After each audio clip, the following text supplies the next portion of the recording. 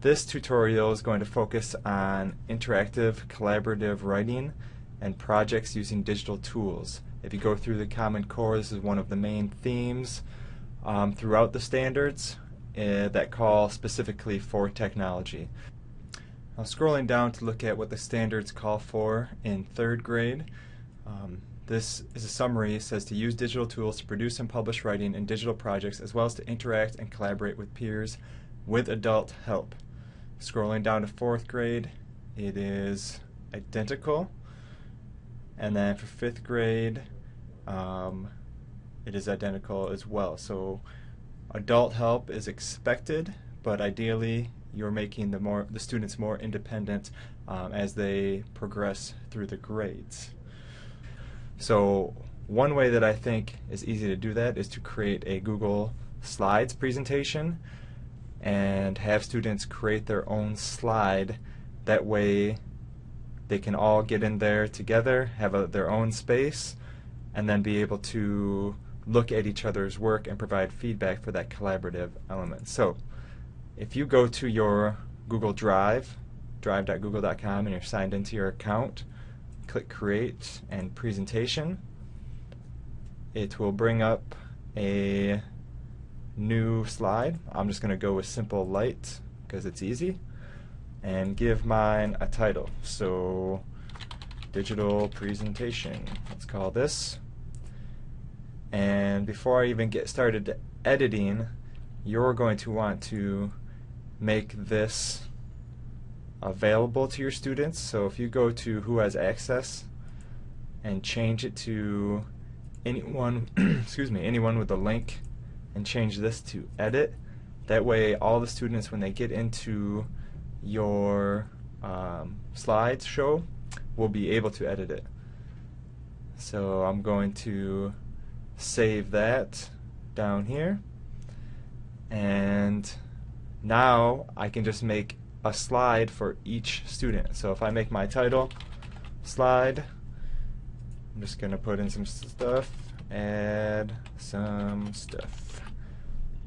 Then I can create a new slide, and I want to make one for 30 different students.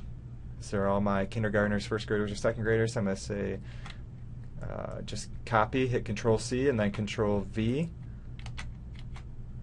and then hit Control-V for however many students I have. So let's say I have 27 students, and I can scroll up and for each one I can just put the name of my student. So I'll put Jamal there, and then Jade here, and so on and so forth. Then when students get into their slide, or into this link, then you can direct them to the slide with their name on it. Granted, they can all edit each other's stuff, so I recommend modeling what they should be doing, and how it is not okay to type on somebody else's work. And hopefully they will listen to that. So they can just click on their slide and start typing. And if you want them to include other elements such as images or shapes, you can look at the insert and choose image. If you do that, then they could choose an image from their computer. If they have a webcam on their computer, you can choose take a snapshot, allow it, and then it will activate the camera if there's one detected. Another easy way to add pictures for students is if you go to Tools and Research. It opens up this research bar. You could have them select images. So let's say I wanted to add a dog. I type in dog, and it brings up all of these nice, cute puppies. Let's say, oh, I want to go with this one. He's cute. I can just drag him over onto the slide, and then that image shows up. It's tagged to the source, and I can stretch it or move it where I want to. So it's definitely something you have to model with students, but something I think even kindergartners, first graders could handle with the appropriate guidance. But if you're just doing writing and that's all you want them to do, then this is where they can add that. Then when it comes time to collaborating, you can invite anybody in, and there's a couple of different ways you can have them give their comments. You could have them verbally give them comments, that's still collaborating, or you could have them type their comments on here in a different color. So if you wanted to have them change the text color, you can just go up to here, the A text color, and they could type in comments that way. Or maybe the best way would be to click this comment button. That way it's not affecting their slide. You can say, I like your spelling, or whatever they're going to say. And there's that feedback, and they could go in and change that very easily. Now, you're probably not going to be able to get kids to type this big long web address. So if you want to share this with them, there's a few different ways you could do that. One is to copy this. So if you highlight the whole thing and copy it, you can go to a URL shortener like bit.ly.com,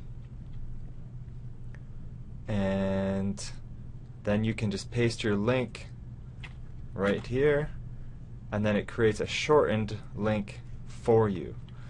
So if you copy that, then you paste that link.